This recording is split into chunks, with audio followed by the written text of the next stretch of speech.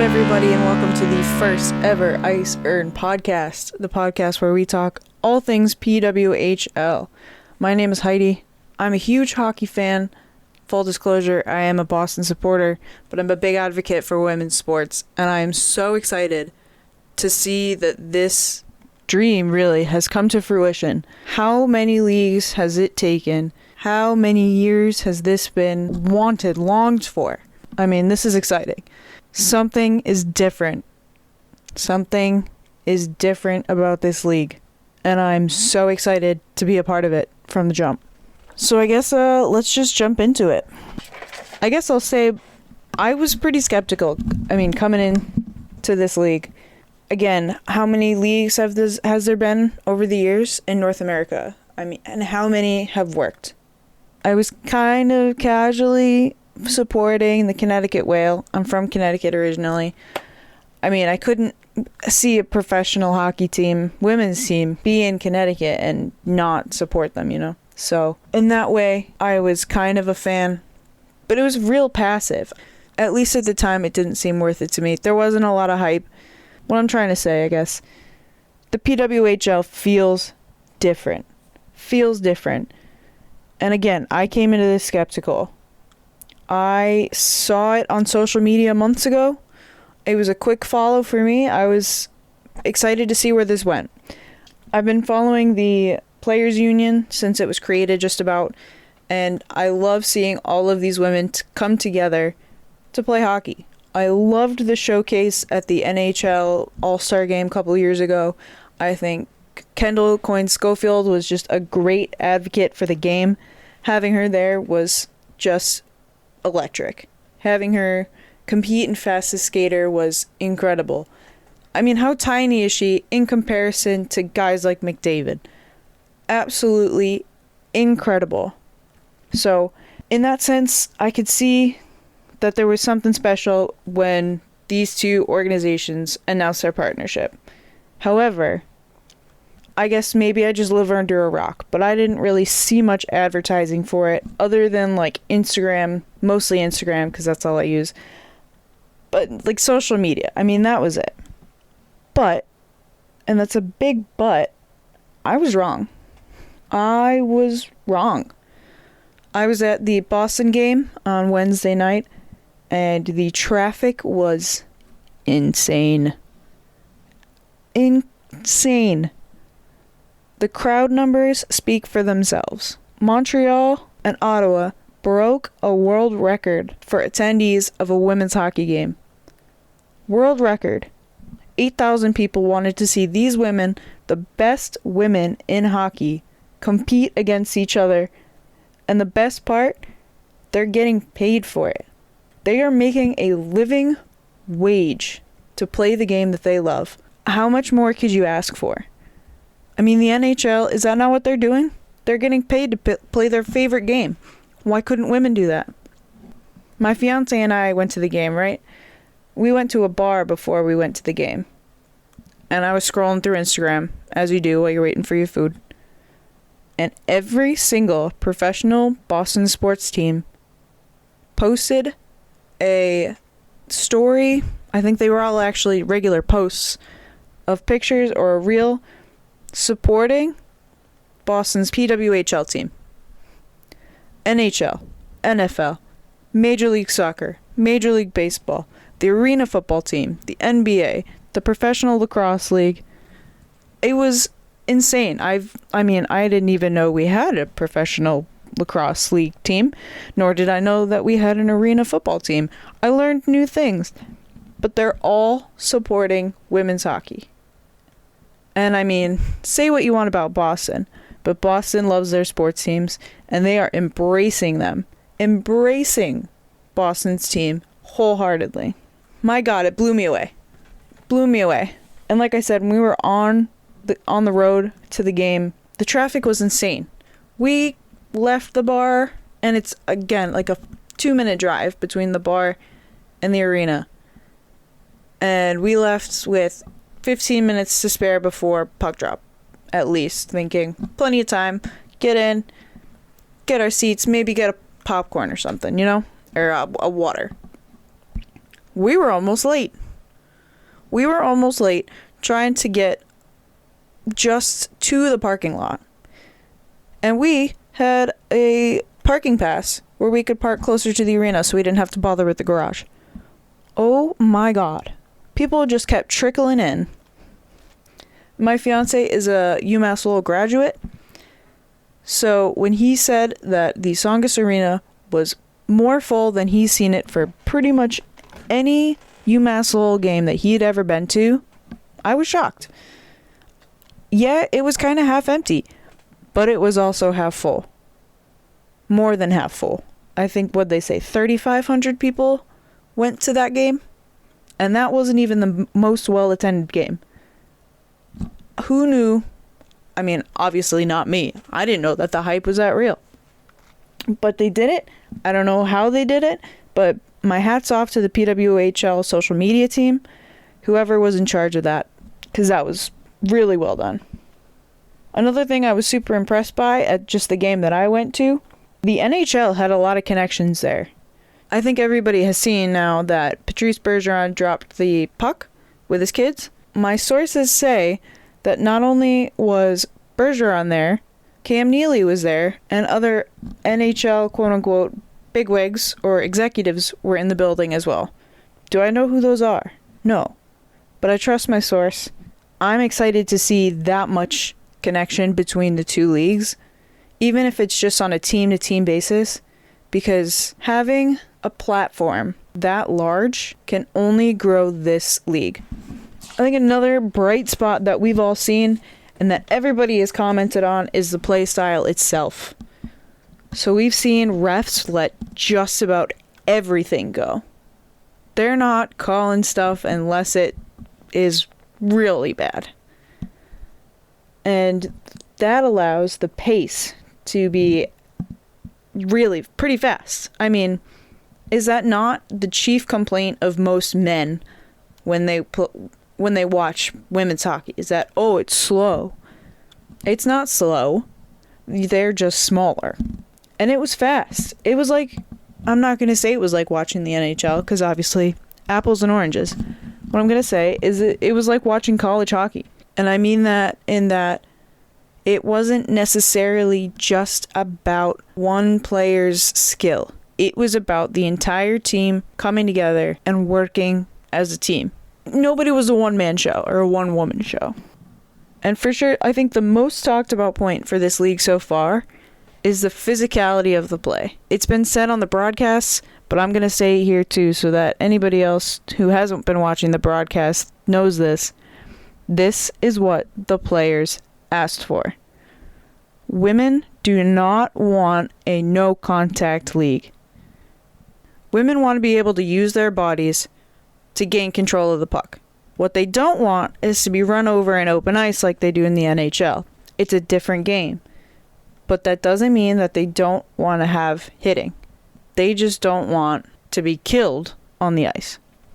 From what I've seen, watching all of the games, at least once, in the case of the Boston game twice, by the way that things look, the only dangerous moments have been when people fall over each other and skates are going up in the air, somebody loses an edge, wipes out into the boards.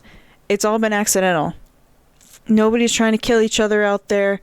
I mean, there's pushing and shoving in front of the net, there's grabbing, that kind of thing. Even in the NHL, that's not what injures people. So the physicality is really drawing people in, and I think that is part of the reason why this league feels so different. Another bright spot for this league has been the accessibility to watch these games. Like I said, I've watched each game at least once, in Boston's case twice, and that is thanks to the PWHL YouTube page. I don't have TV. I can't watch the Boston team play on NESN because I don't have NESN. But guess what? YouTube is free and it's there forever. Or at least until they take it down.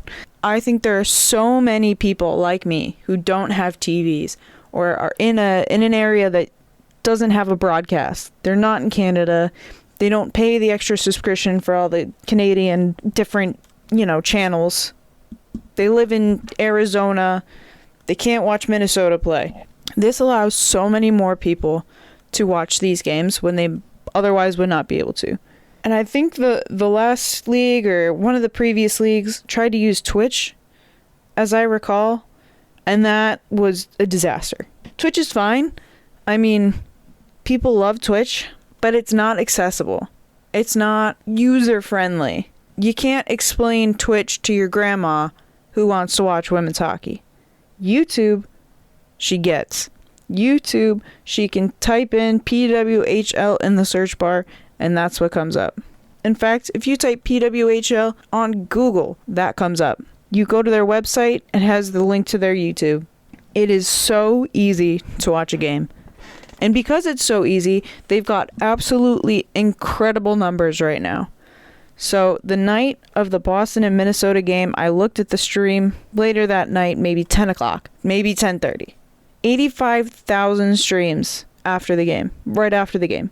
By the next morning at 7 a.m., there is 124.9 thousand views. And as I'm looking at it right now, 136,000 views since Wednesday. That is crazy. People want to watch this league. And the number that I heard today of the Ottawa-Montreal game for Canadian TV watchers was over 2 million. 2 million people in Canada watched it on TV. That's real numbers. And then it's reaching a worldwide audience on YouTube too. There was a viewing party in Gothenburg, Sweden. They were watching the World Juniors and they were watching the PWHL. I believe that was the Ottawa-Montreal game, if not the New York-Toronto game. This league is so easy to watch. Honestly, it's easier to watch than the NHL. I can't find an NHL game to save my freaking life. I'm a Capitals fan. I live near Boston. I can't find the Capitals games unless I'm paying $90 a month for NHL Network. And even then, I'm not guaranteed to be able to watch the Capitals play. PWHL, any game that I want for free, and I can watch it the next day, 2 days later, a week later, whenever I want. Whoever came up with that idea to stream it on YouTube, freaking genius. Well done. And going into the live portion, ticket prices, very reasonable. I paid $18 per ticket, 2 tickets. We were 1 row behind the Nesson camera, 1 row behind the glass. Incredible seats for less than $20 a ticket without fees. I think the highest price that I saw was maybe $40 per ticket. And that was for center ice behind the benches maybe, or behind the penalty box. Super reasonable. And kind of related to that, the arenas so far have been pretty great. I mean, TD Place, huge. Like I said, they set a record. The locals know it. The 67s play there in the major juniors. You know what I mean. The crowd was great. I don't know Ottawa that well, so maybe it's not in a great area. I don't really know. But it didn't matter because 8,000 people showed up. It doesn't matter. They don't care where it is. They show up. The Tsongas Center, great. They had more than enough space. Honestly, I think we're only going to see crowds grow. The facilities are great. It's well known for Hockey East, NCAA, Division I hockey. It is not in Boston, and people are upset about that, and I get that. But as I've seen online, the BC Arena, and I believe that's the Conti Forum, is competing. There's like 4 sports competing for that arena just for BC. No way in hell are they going to be able to get that arena. No way. I don't know what the BU situation is, but maybe that's something they look into next year. I don't know. Where else are they going to go? They can't go to Merrimack. Merrimack has like 1,000 seats, maybe. That's not really much better than what they had last year, or in the previous leagues. So I think the Tsongas Center makes sense for this year, and I'm not mad about it. The biggest complaint that I've seen so far is Maple Leaf Gardens. And I don't think people really realize that that's where it was. I don't think they really got that. It is small. It is. I get that. They're sold out for the entire season because of how small it is. I get it. It's not ideal. But it's historic, it's symbolic, and it's in Toronto. I don't know what more you want. They can move it down to one of the OHL arenas. You'll have more room, sure. But I don't think Toronto has an OHL team. I looked. I didn't see one. Correct me if I'm wrong. I'm not Canadian. But Maple Leaf Gardens, original home of the Toronto Maple Leafs, you're going to tell me that that's not good enough for Toronto fans? Slow your roll. I get it. I do. If I were in Toronto, I'd be upset too. I'm not trying to make fun of you, Toronto fans. I promise. I just think they're doing the best with what they had because this league was put together 6 months ago. August is when they signed the agreements and puck dropped in January. That is bananas. Bananas. I mean, seasons have been planned out for years for junior teams, I'm sure. Like, this isn't something that junior teams do last second either, all right? So when the PWHL was like, we want to do this as fast as we can, they did it. And they got Maple Leaf Gardens. That's nothing to sniff at, to sneeze at, to scoff at. One of those. And I think really my biggest concern here is not Minnesota, because Minnesota's going to be fine. They've got enough supporters. I've heard it's almost sold out. They're going to be fine. My biggest concern right now at, 5 p.m. on Friday is this Toronto-New York game that's coming up tonight. I think that it's going to be tough playing for New York. Again, I totally understand this decision. It is a tough place to play. New York City has very minimal hockey rinks. I don't think that I know of one that seats more than a couple hundred. Not that I'm an expert on hockey arenas by any means, but the PWHL is not going to get a sniff at Madison Square Garden this year. Just, it's not happening. The schedules are already set. It's not happening. So then what do? Well, you look at the AHL teams. What do we got? Utica, Buffalo, Rochester. Too far. All right, so what about ECHL? Can't do that. It's up in the Adirondacks, in the middle of nowhere. All right, so what about the college rinks? There is only one Division I NCAA hockey team in New York City, or really anywhere in that area, and that is the Long Island Sharks. Their school's in Brooklyn. They play in East Meadow, Long Island, which is also not a difficult place, or not an easy place to get to. It's a 2,500 capacity arena where they play. So is that better? Would you rather play there? Or would you rather play in the Bridgeport AHL UBS arena where you can get more people in? It's not New York. I understand. I totally understand it. But they're doing the best with what they had. And it's either you take Metro North into Bridgeport from the city, and I apologize for any New Jerseyites who would have to make that trek as well, or you have to go into the city on either New Jersey Rail or Metro North, and then go back out on the Long Island Railroad to a station that isn't even that close to the arena. And then you'd have to figure out your way from there. So they're doing the best with what they have available. Do I think that they will change this location next year? Honestly, probably not. Just thinking logically here, I don't know of any other arenas.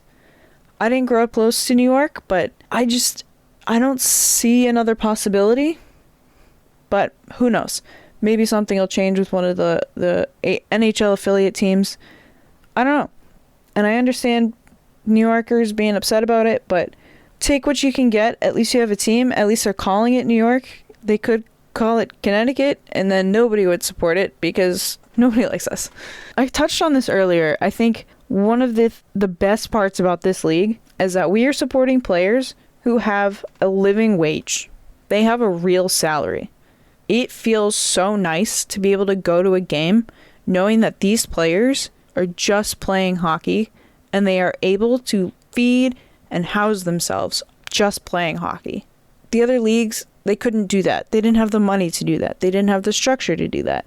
And it sucked. I'm not going to lie, it sucked.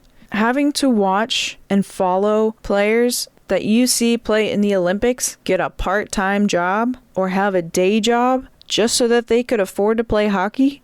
Absurd. Absolutely absurd. I mean, it's sad. It was hard for me to really justify supporting a league that isn't really supporting its players.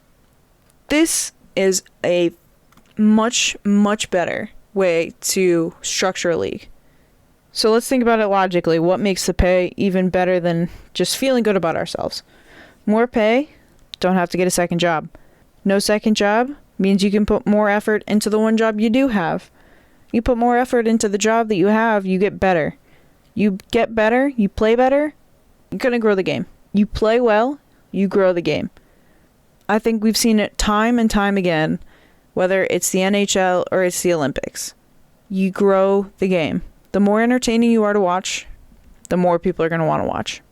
And I think that pay is really the stepping stone to getting the game where we want it to be. And I mean, it's all thanks to the Players Union.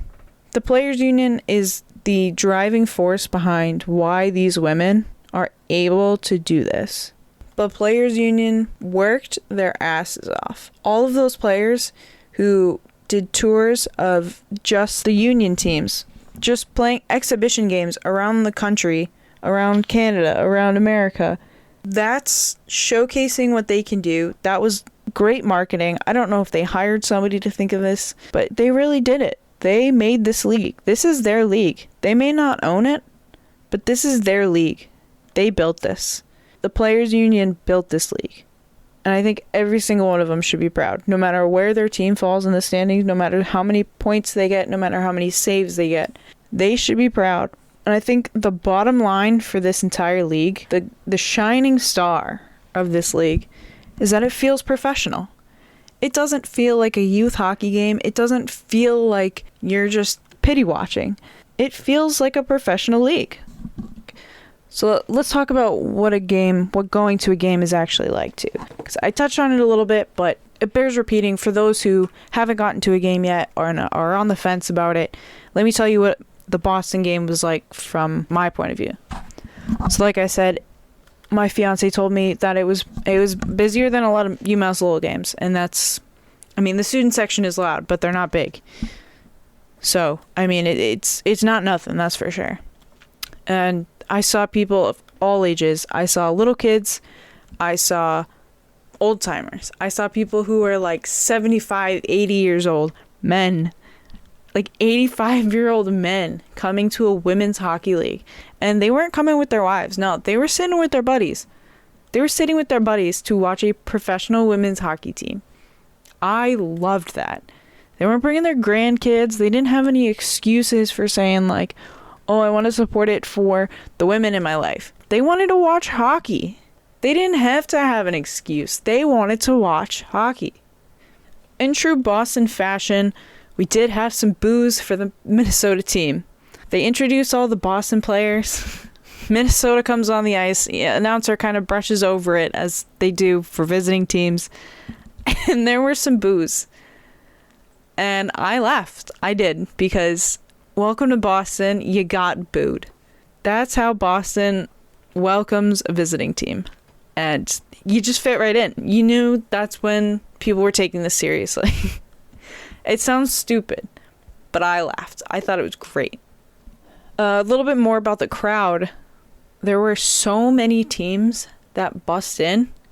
There were like little kid teams. I don't know what they call the leagues. I never played. Like hockey schools bust in. Teams from all around New England, but also college teams.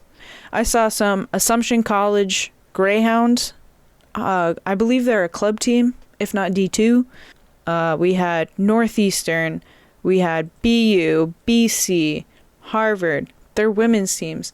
The Northeastern team was actually featured on NESN because Muller is their friend. She just graduated. They had her jerseys. They were supporting their friend, watching their friend play professional hockey. What they want to do. They're watching their best friend live all of their dreams. They were pumped. Boston fans also got pretty pumped for Bergeron. Shockingly. I know. It's crazy. But they were also pumped for when Boston scored. We got real quiet when Minnesota scored. I'm not going to lie. Those first two were tough. I had my head in my hands. I thought it was going to be a rough season.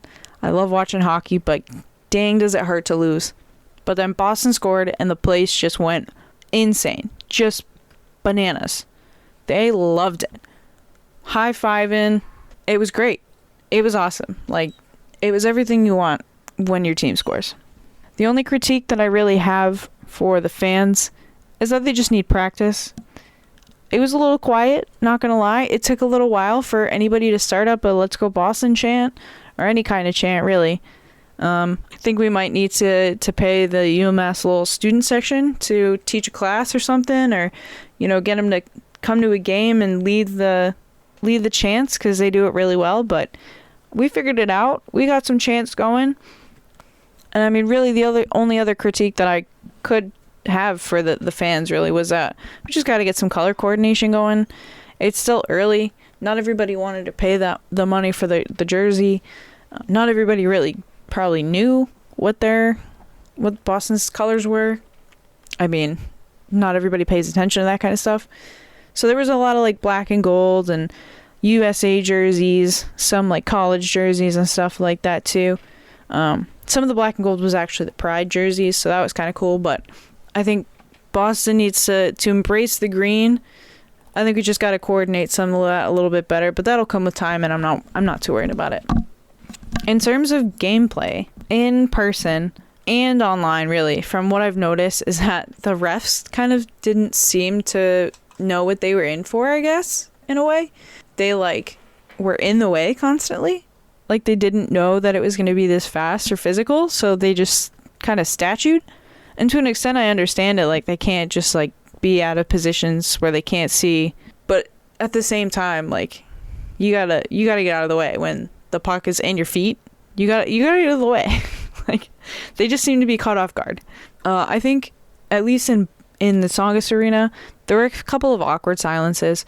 I don't know if that's a new DJ, MC, whatever the proper word for that is, problem, or if it's the league isn't really sure what they should be doing, or I don't know what it is. It could be just a hiccup on the way down the road for this league, but something to keep an eye on. The refs also didn't have microphones for us in the stadium, which was weird. Watching the broadcast back the next day, they did. But, I mean, that night, I had no idea what they were saying. They called the goal back, and they didn't tell us why. I mean, they probably did, but we couldn't hear it. I didn't know why the goal was called back until I watched the broadcast. And I was like, oh, it didn't cross the line. I see that now. That makes way more sense. But in person, it looked like a goal to us. They were celebrating on the ice. We were losing our minds. So then when they said no goal, again, we lost it in the other direction. So they got to work on that. I don't know if that was an issue in Montreal or Ottawa game, or if that was a New York and Toronto game thing too, or maybe just us. I don't know. But it was kind of frustrating. I think the league also needs to do some more crowd work. There was one t-shirt toss, and there was 2 interviews, one mini game. But they got to do more with those TV timeouts, I think. And that might just be a learning curve for everyone, because, I mean, TV timeouts are such a unique thing. I just don't know. But they got to do more with that, I think. And then in terms of the play, so it is kind of weird. Not weird. It is kind of difficult to critique the play. I'm not going to sit here and say, I'm really good at playing hockey, because I never played growing up. So I can't say that I'm an expert on this. But from what I saw, in comparison to what I observe elsewhere in other leagues, in other places, I think all of the issues with gameplay are just because they're new teams. Let's speak about Boston specifically, because Boston's what I watched in person. The first period was tough.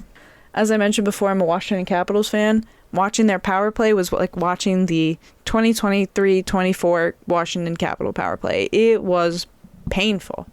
But at least Boston has the excuse of they're new. They have only had a certain amount of time to really practice with each other, get to know each other. Obviously, some of them have played together on the national team, college teams, etc., etc. But I think it's going to take a little bit more time for this team specifically to really gel and to know where each other is going to be on the ice, to know where each other's minds are and what they're going to do before they do it. There's a big element of hockey that's just knowing your teammates, and they're not quite there yet. I think Minnesota probably has the upper hand, especially in that game, obviously. But they also have a lot of players from Minnesota, and have played for Minnesota. So I want to say like maybe they're just used to a very similar play style or coaching style or something like that. I don't know. Maybe they just click better. I don't know. But all of the problems that I've seen have been new team stuff. Breakdowns in communication. They're all over the ice, in the wrong position, just really having no idea where they're supposed to be. Turning over the puck really bad. There's some really tough turnovers. You're never going to get away from all of those problems, but they are going to diminish as you keep going. And I think that's what we have to look forward to. So now that I've talked so much positivity into this league, let's go over a couple things that I think need to be improved. And to get it out of the way, I think these things are going to take time. It's a new league. Obviously, things are not going to be perfect right off the bat. Not everything's ready to go. It was only a 6-month really lead-up time to it. But still, there are a couple things that I think we can get taken care of pretty quickly. A couple improvements that we could do with a low cost. And I say we as if I'm involved or have any say at all. I don't. So, here we go. The merch sizing only goes through extra large online. That's a problem. I already argued with people on Instagram about this because that's all I do is argue with people on Instagram. But like, it's really not that hard to make clothes that go up to 2x, 3x, 4x, especially when the company that you're sourcing your merchandise clothing from makes those sizes. So I'm not sure if that was an oversight or if there's a back order issue. I don't know, because the league hasn't explained it. And I think at the very least the league owes people an explanation as to why larger sized fans cannot buy merchandise to support the league, to support their team. I don't get it. I don't get it, and I would just like an explanation at the very least. On the topic of merch, online the prices are astronomical. I get it, it's made in Canada, it's locally sourced, but come on, $90 for a sweatshirt?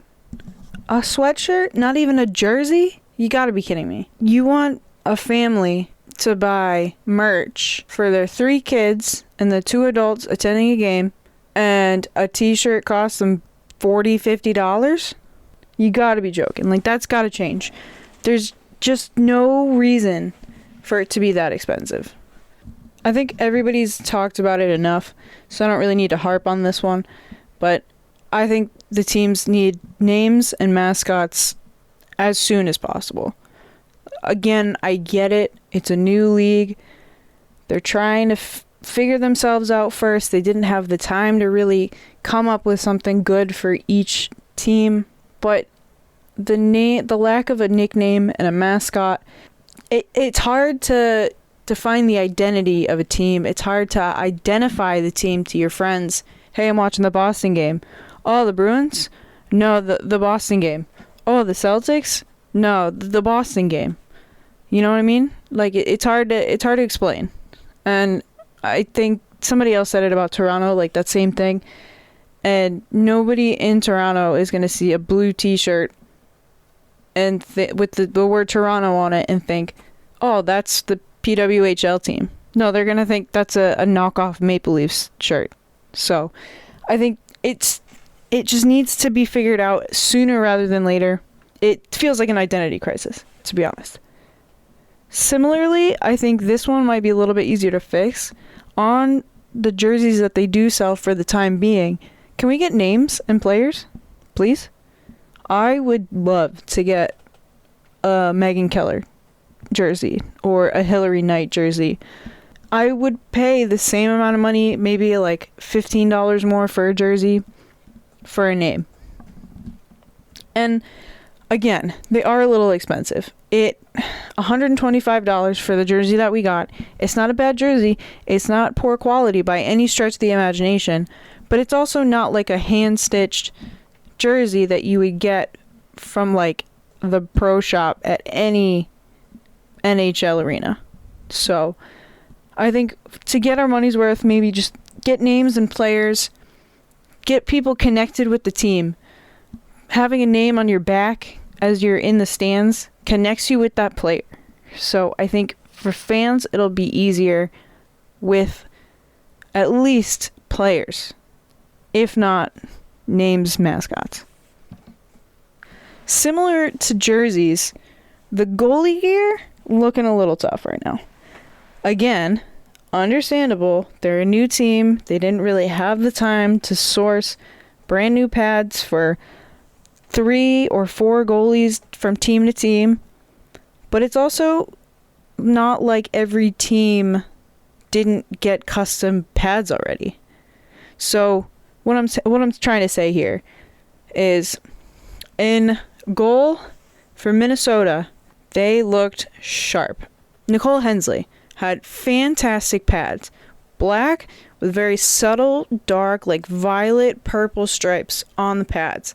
It was beautiful. Matched the jerseys, matched the uniforms just absolutely seamlessly. It was gorgeous.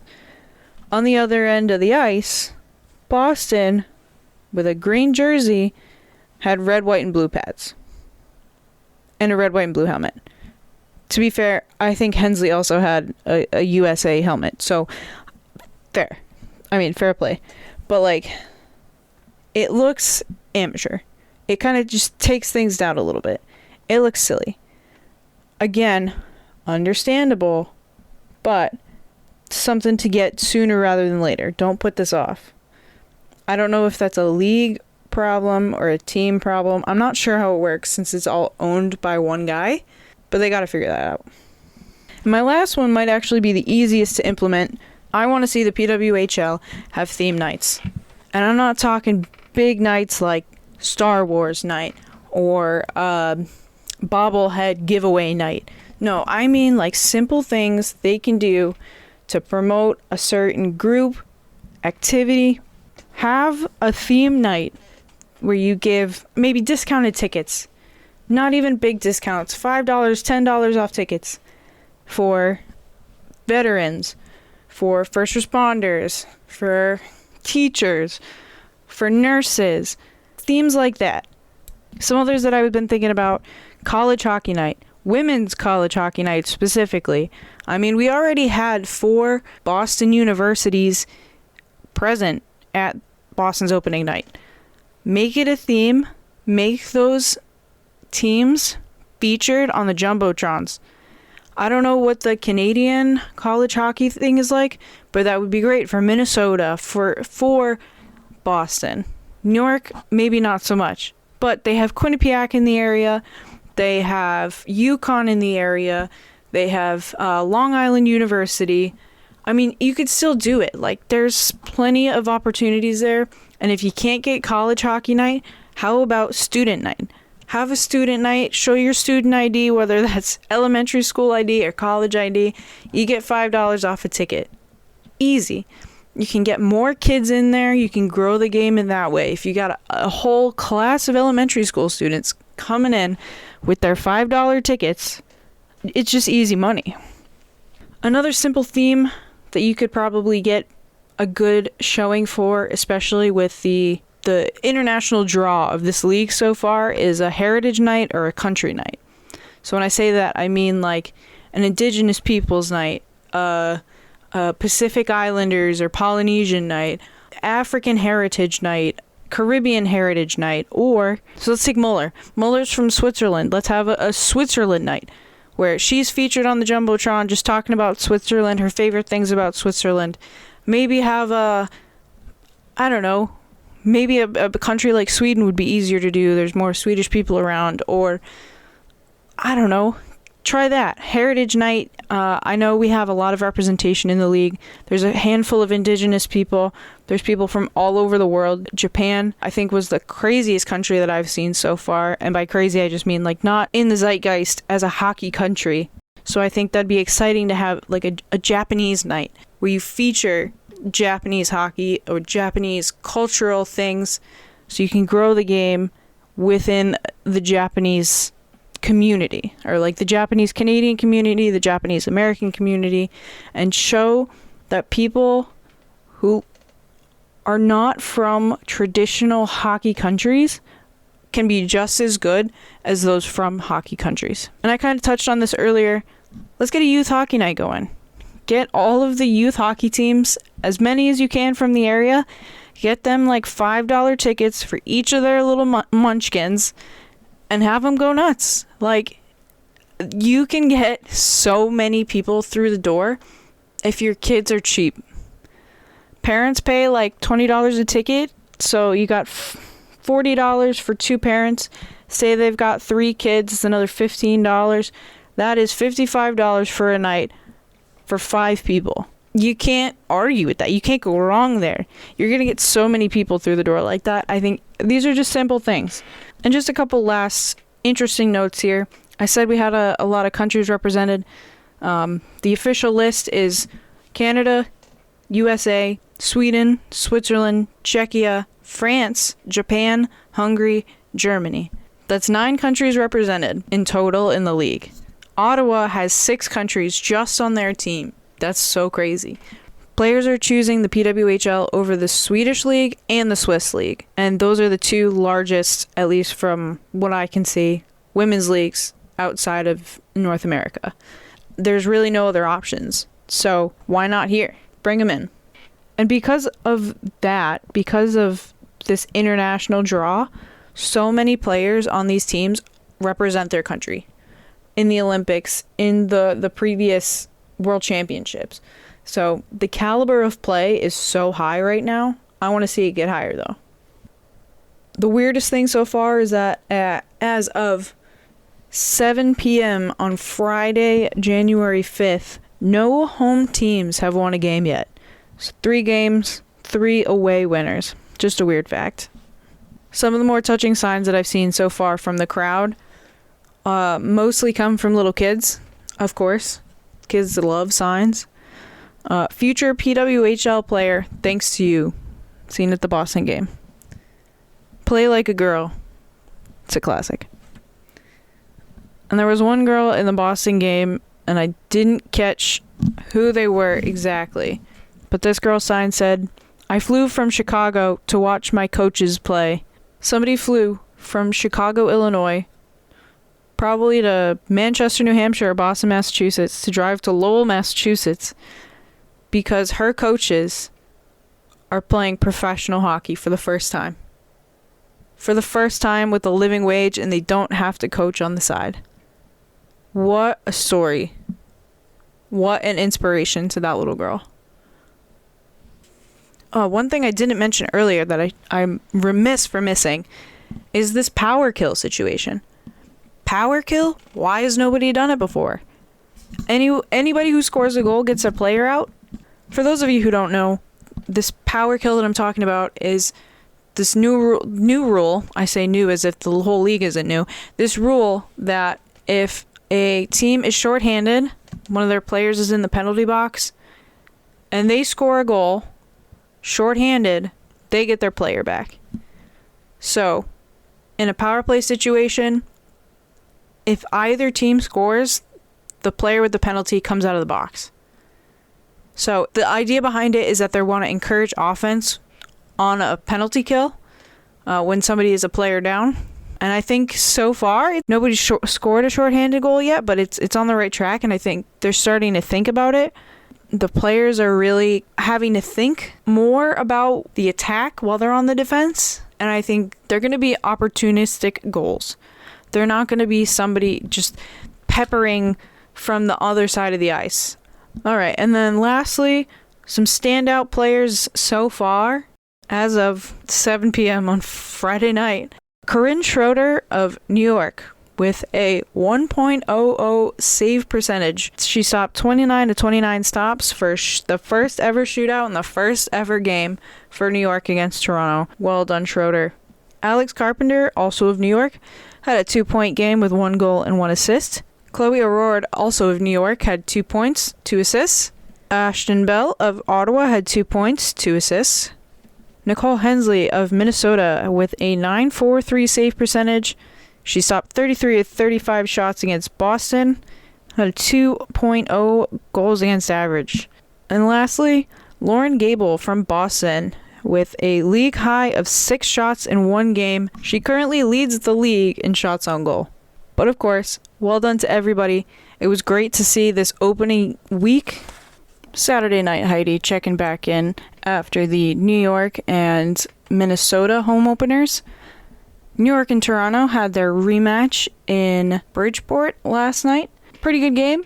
Can't say I watched it 100% start to finish, but I caught most of it, and it's a chippy game. It's the start of a great rivalry, I think. Toronto and New York. Obviously, they're the first teams to play each other back to back. Exact same team against each other, pretty much.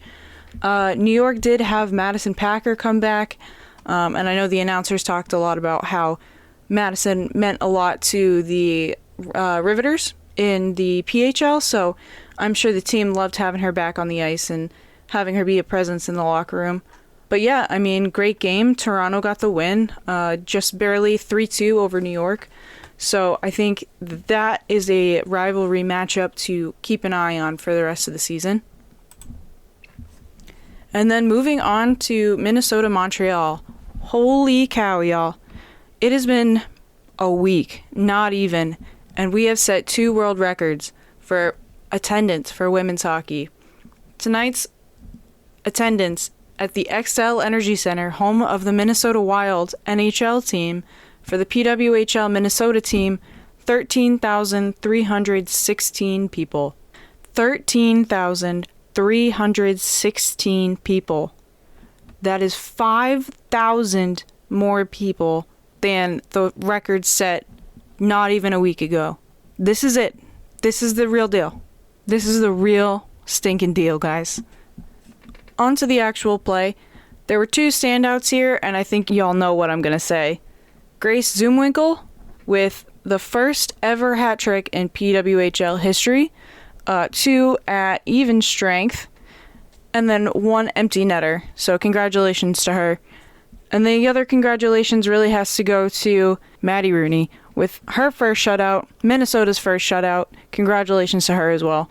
I think both teams played great. Minnesota obviously edged them out, but Montreal also had some great looks, some great plays. We saw one of the first roughing penalties. It might be the first. I'm not fully up on my penalties, to be honest with you. So for an open ice hit, and I think that is how we're going to set the tone here, is that call being made. Because it was very clear, unlike in New York, Toronto, where there was an open ice collision that was not intentional. But it's good that they're calling it early so that we can see where the line is, and it really defines it for people. So I think this game was important on a lot of levels. But I really got to circle it back to the XL Energy Center being Minnesota's home for every home game this year. Holy cow. It's the only PWHL team to be playing in an NHL arena, and clearly they deserve it, because that was a ridiculous crowd. I almost said sellout. Not quite a sellout crowd for that size arena, but that would easily sell out every other arena. I mean, it would sell out Toronto, 6 times over? Plus 6.5 times over? So, I mean, Minnesota's got a lot to look forward to here for the rest of the season. But yeah, that's really all I had to say for this update, and I will catch you guys on the next one.